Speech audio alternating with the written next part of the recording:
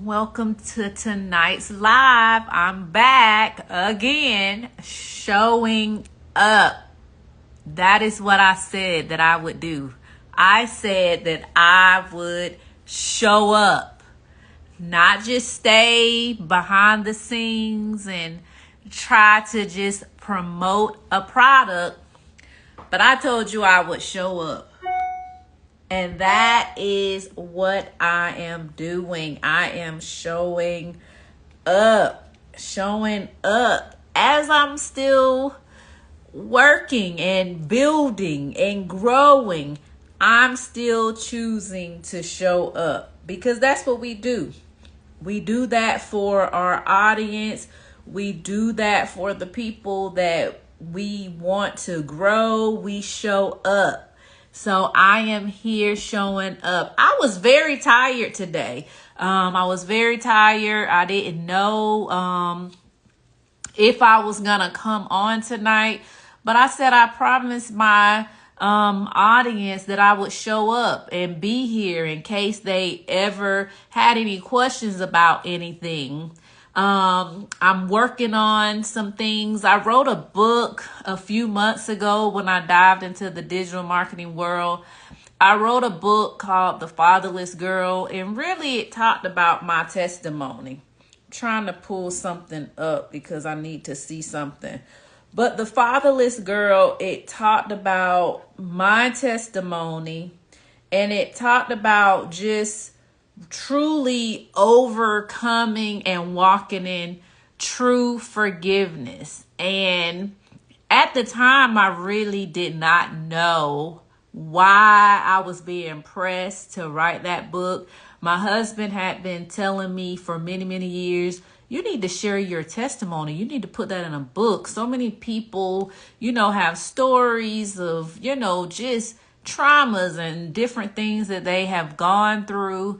And he just would encourage me so much to tell my story. And it wasn't until we decided to start a business that it was just really pressed upon me that you need to share your story. Like, how can people fully trust you until you fully expose who you are, who you really are, the true, authentic person that you are? So I did that. I shared my story, and it was quite difficult. It was not the easiest thing to do, but I shared my story. And because I shared my story, it's just been so many opportunities and open doors for me. It has really just worked on me in seeing, that you have something to say and you have something that can help others. And it has given me the confidence I need to just step out and just be that vessel that God wants to use to help others.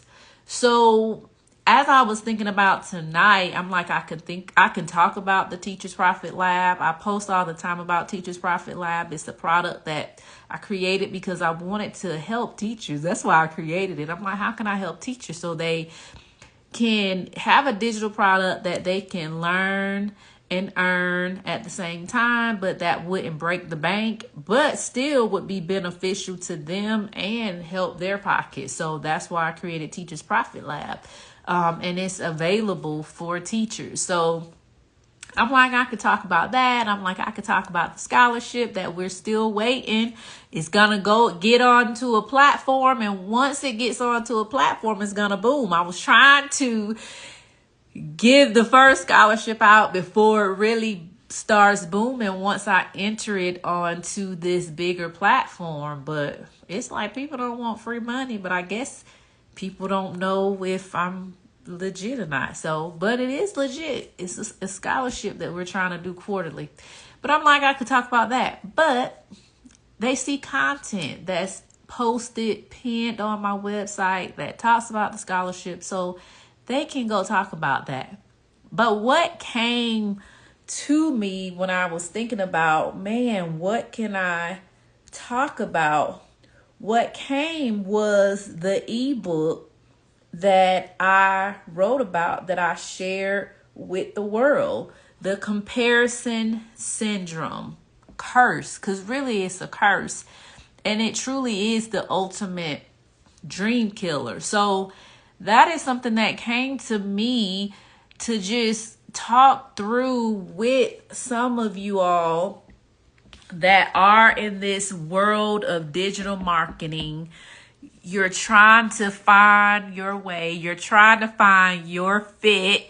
You're trying to find, your identity in this world of digital marketing, because yes, we have, the faceless piece, and we have the different things that we can utilize. But sometimes you may feel like, I don't connect with that, So even if I want to be faceless, like, how can I find my identity in this world of digital marketing? How can I separate myself from others that are in the world of digital marketing? Because what you don't want, and what we have to realize, that you should want to be a person of integrity, right? Like, being your authentic self means like there should be some sense of integrity. And in order to have integrity, you can't be a copycat. And so once I got into the world of digital marketing, I did see and realize that it was a lot of copycats.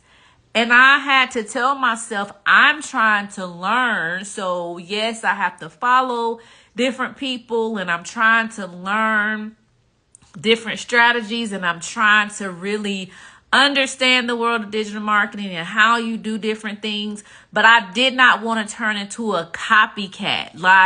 But then it's that fear, because then you're seeing people who are doing quite well. And I've said before, yes, we have some people who may be fudging numbers and may not be doing as well as they say they're doing. But it really is, there really are people in the digital marketing world, a lot of them, that are doing well. Like, people are investing in digital marketing. People are buying, these products. So that is not a scam. That is not a hoax. But it is people who may utilize it and try to scam others. That's in any sector of society that you may get into. That's in anything. You're going to find people who try to scam others. You can't really get away from it, because that's the world we live in today.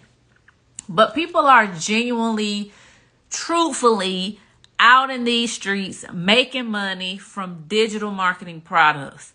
But when you get in and you're trying to learn the business, you can get caught up in the comparison syndrome. And that is the reason why I wrote the book, because I realize and I recognize how easy it is to get caught up in that, because it seems like these are the people that are getting ahead. These are the people that's making it. These are the people that's monetizing. And you want to be in that group. You want to be in that category where you're getting ahead, where you're monetizing. So then you start compromising, and you start just trying to lend the ear to anybody that you think is being successful. It's so many things people can do with the social media platform to make it seem like they're being successful. But you cannot get caught up in the comparison syndrome. What you have to tell yourself is, I'm going to dive in and I'm going to learn from people. But at the end of the day, that's why it talks about branding. At the end of the day, what is my identity? Who do I want people to see me as?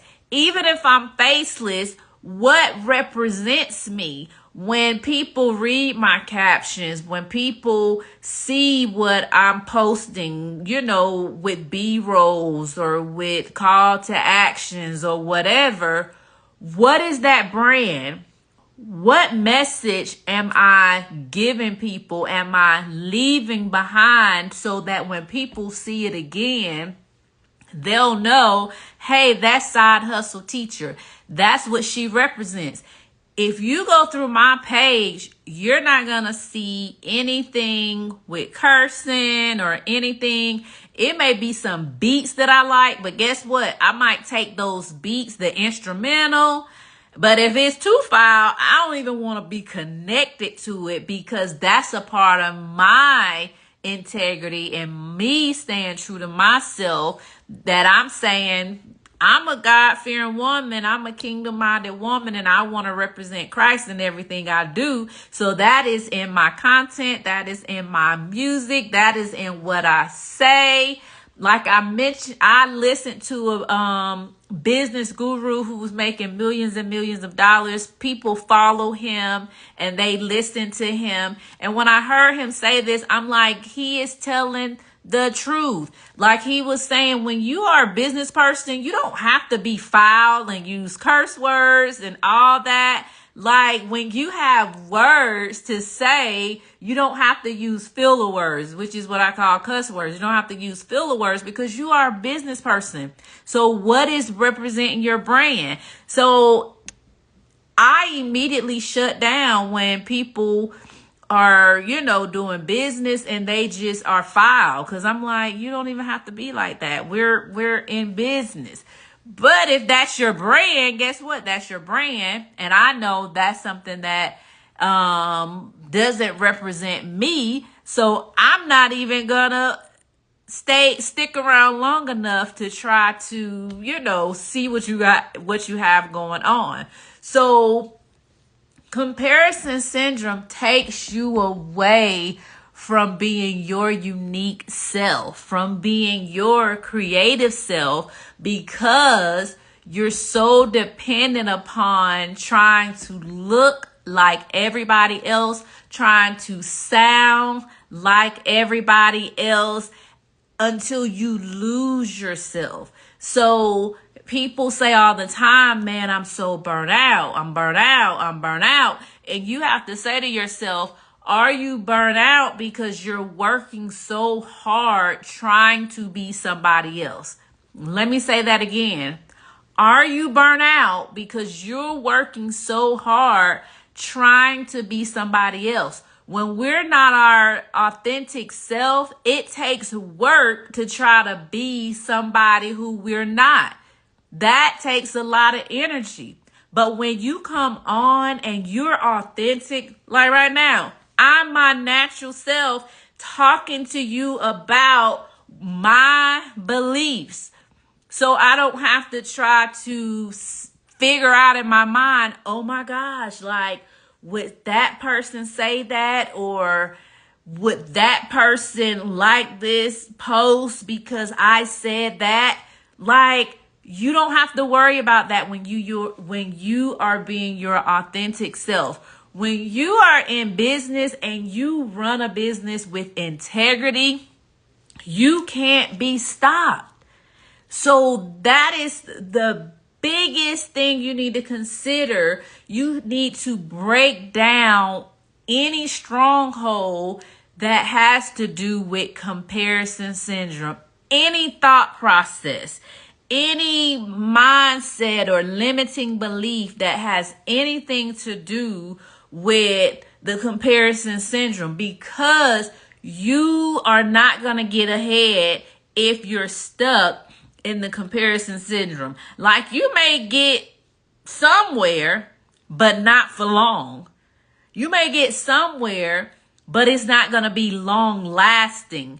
You may get somewhere, but you're not going to find joy and peace in it. You'll get somewhere, but you're not going to be operating in your purpose because you're too busy trying to put your hands and tie your hands into somebody else's purpose that you were not even called to do. Listen here, you can be on the same platform but still walking in your purpose. Let me say that again.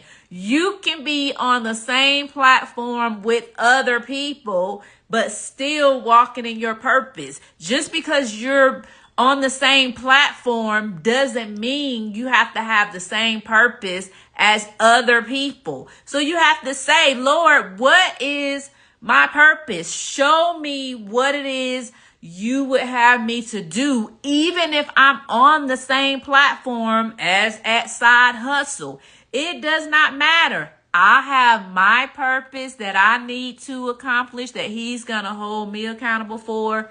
You have your purpose that you need to accomplish, that the Lord is going to hold you accountable for. So it does not matter if we're on the same platform. All that matters is I have my group of people that I need to touch on this platform. You have your group of people that you need to touch on this platform. And guess what? If everybody touch the people that they need to touch, it's going to be just miraculous things happening. But when we're trying to, go into an audience that was not meant for us, or an area that was not meant for us, even if it's on the same platform, we are out of alignment and we can't really truly do what we've been called to do. Once again, you can be in your purpose on the same platform as somebody else's. So you don't have to try to do and operate how they operate on the same platform. Just do what you've been called to do. Do what you've been called to do. And that is when you're going to reap the greatest reward. So even when you have tired days, like today, I was tired. I woke up and I was tired and I was like hungry. I'm like, why am I so tired and hungry? Like, that's like not the best of feelings when you have both going on. So I'm like, I'm tired and I'm like, but at the same time, I had the urge to want to create. And that is what happens when you're in purpose. Like, it's like boiling over. Like, you have the urge where you want to create. It's like, okay, God, like, what are we creating today? Like, let's dive in, because I know I'm in purpose and I know I have a set audience that you want me to reach. So what are we doing today? It's like, even though I was tired, it's like I got energy from somewhere to be able to do an assignment and create and produce some things that's going to be beneficial for other people. Now, if I was trying to be somebody else because I'm having a struggle with comparison syndrome, that means I wouldn't have any ability to create. Because when you are stuck in comparison syndrome, you're trying to do what somebody else is doing. But guess what? What if they're not moving at the time? That means you're going to be at a standstill because you're waiting on other people to make a move so you can make a move.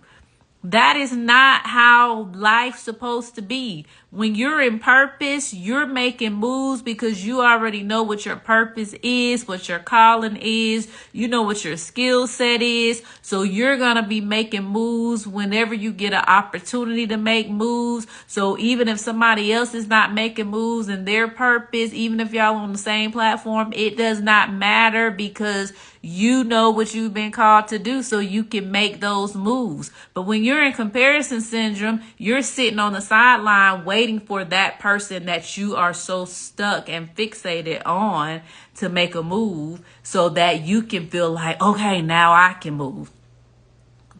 Hello, everybody that's joining. If you have any comments or questions, just drop them in the comment section. But that is not what we are called to do. I'm so thankful that even in this platform, when it was so brand new to me, that I decided to say, what is my brand? What am I called to do on this platform?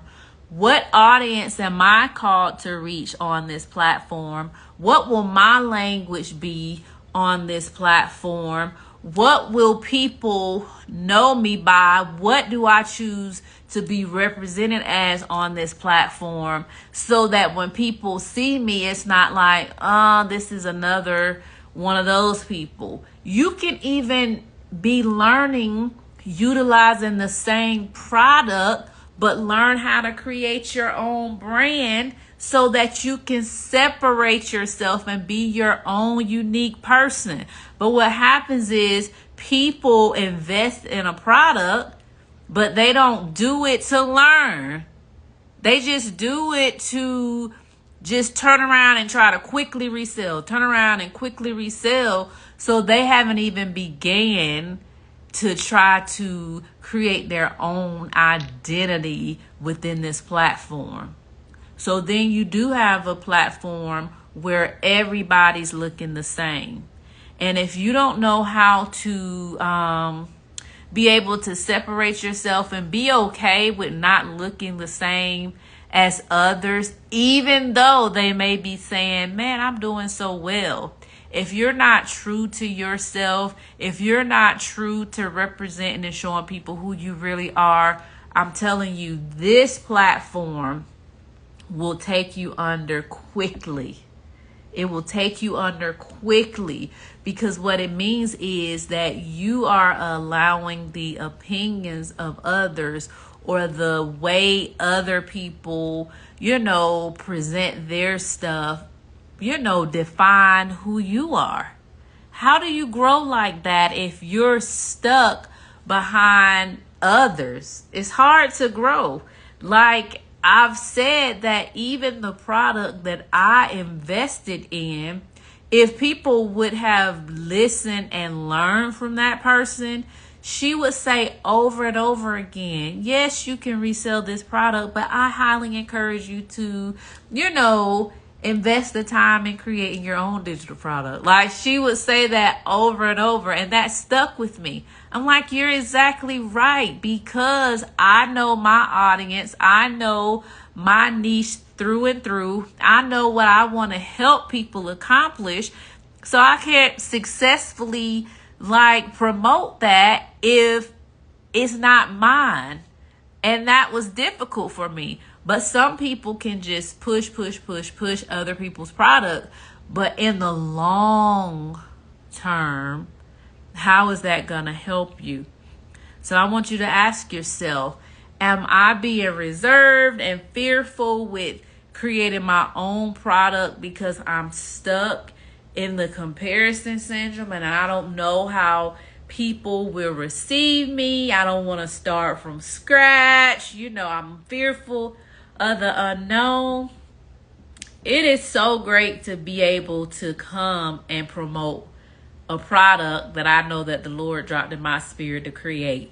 It makes it so much easier for me to be able to come and say, this is why I created this product. I wanted to bless this sector of society. I wanted to pour into this audience, or I relate. This is a teacher helping teachers, an educator helping other educators.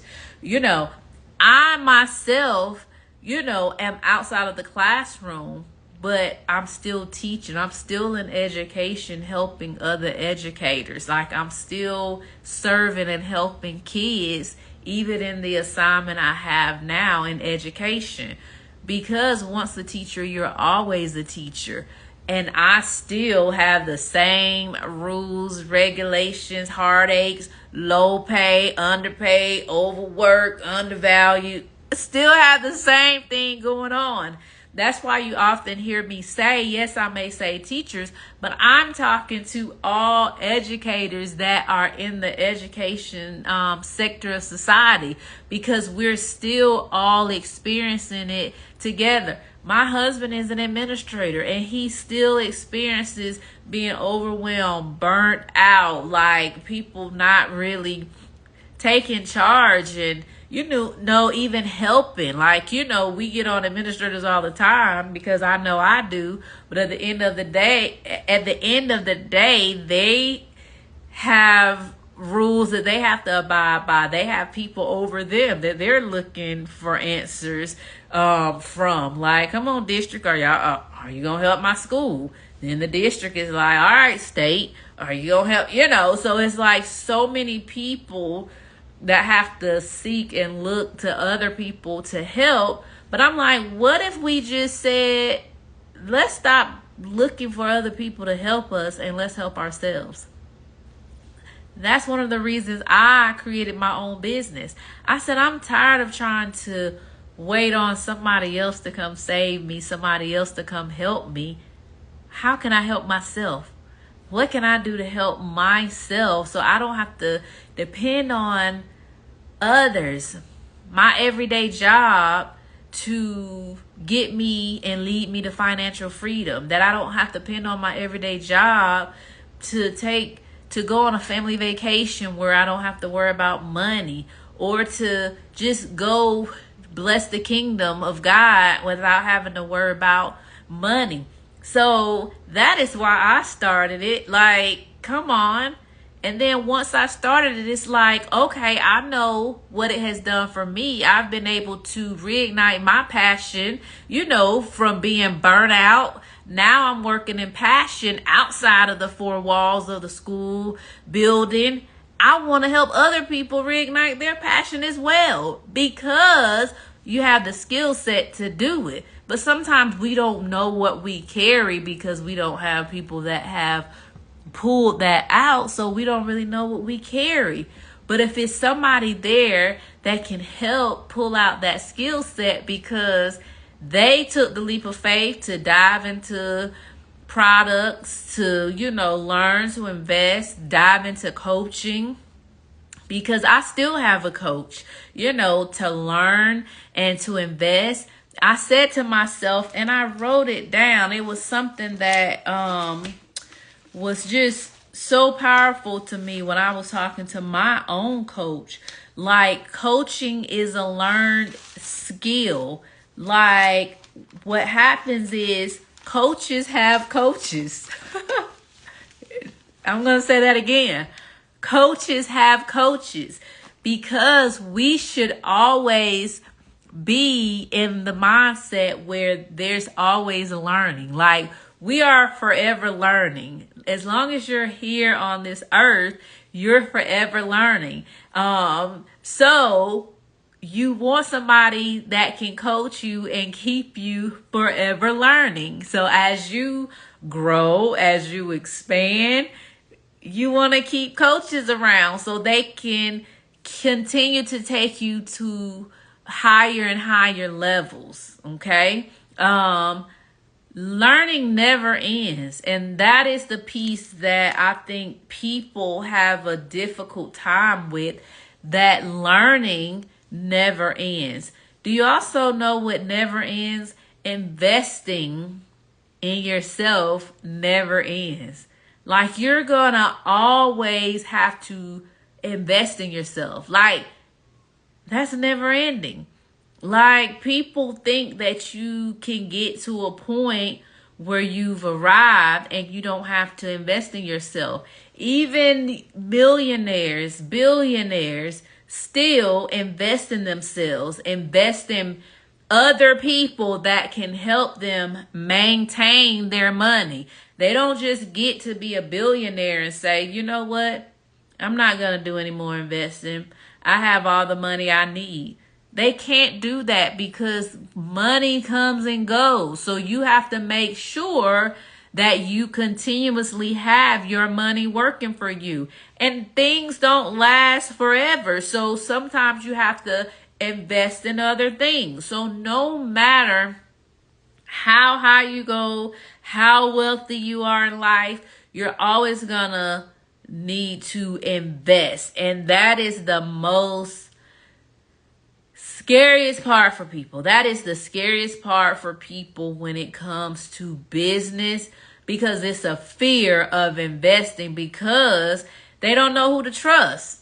Heck, I'm like that. I'm like, oh my God, Lord, should I invest in this person? Like, is this the right move? Like, when it comes to spending money, it's like you got knots.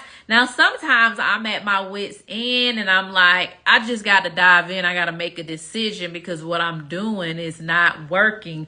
So let me dive in. But for the most part, we're trying to study a thing. We're trying to study, a person or a company because we're like, man, is this it? Like, I'm talking about investing in money, but here's the thing. I'm learning people don't want to invest in nothing. It's like people will go to a restaurant, take their whole family, and they'll spend $150 on a meal that once you eat, it's done. Even if you have leftovers, most people take their leftovers and then they don't even eat their leftovers. But once you eat that meal,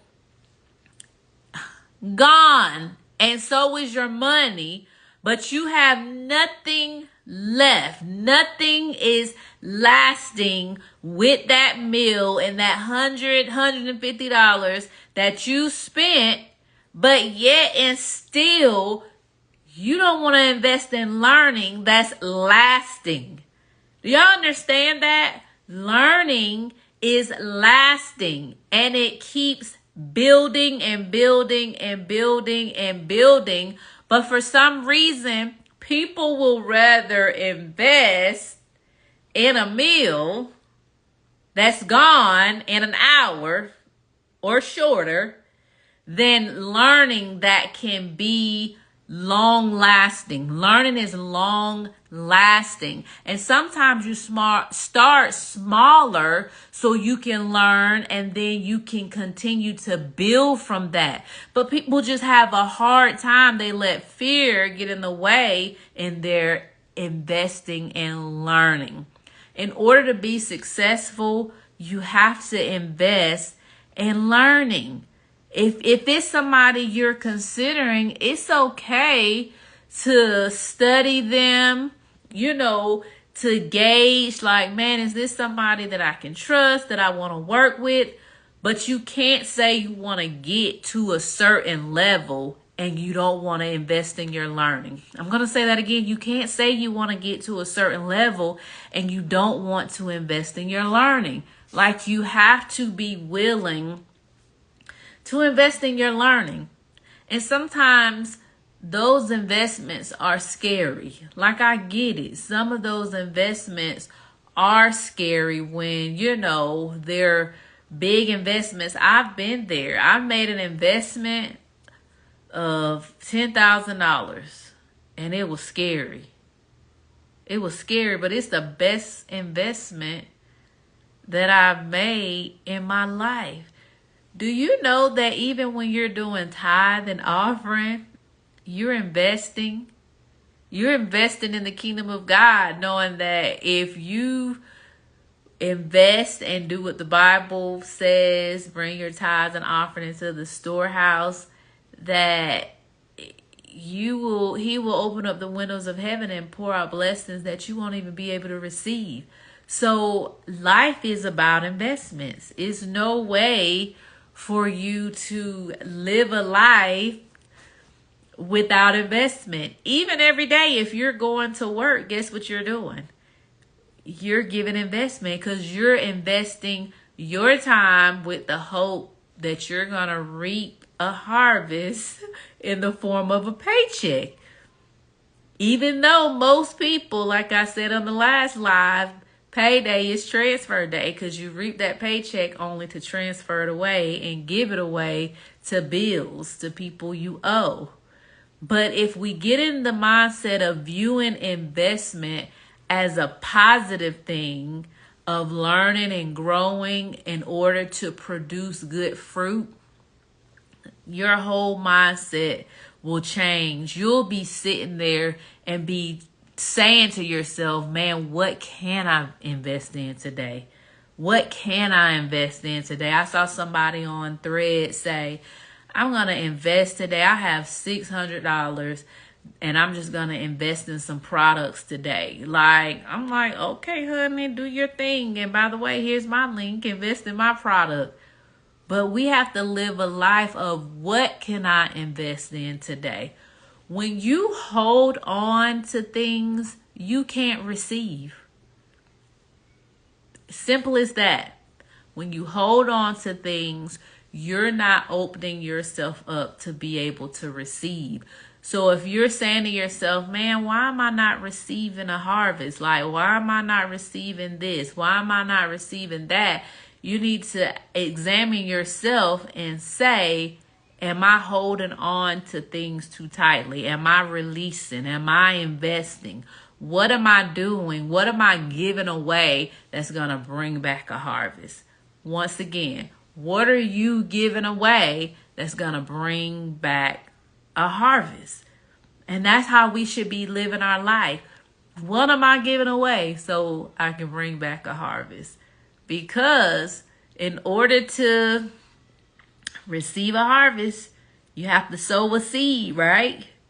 So that something can grow. But if you're not sowing, if you're not giving, then you can't receive an harvest. You can't receive anything in return. You can't produce fruit. So ask yourself that. And I'm going to leave off of that. Always, I'm telling you, Teachers Profit Lab, made for teachers, by your teachers, low cost, because I wanted to give teachers something that they could start from ground up and invest in.